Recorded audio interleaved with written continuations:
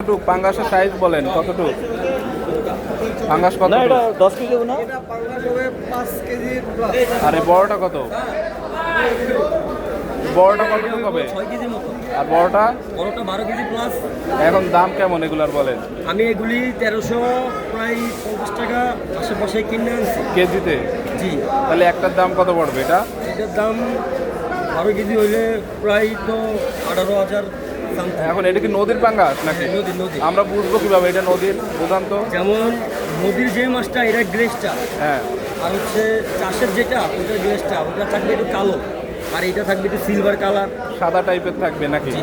ওই যে এইগুলাই যে কানসা বা এই লেস টেস এগুলো কি একটু সাদা বা লালের পার্থক্য হয় নাকি? এগুলি পার্থক্য হয়, আমি যেমন এখন কিনছি না, হ্যাঁ, আপনার এটা যদি আগামীকালকে থাইকা যায় তাহলে এটা ওই লেজারটা আইস দেবো না, আইস দেওয়ার সাথে সাথে ওই লালটা সরে যাবে, সাদা থাকতেছে।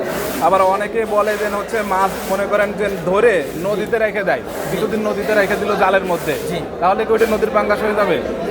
15 দিন 10 দিন নদীতে রেখে দিল জাল দিয়ে মনে করেন, না। তাহলে অনেকে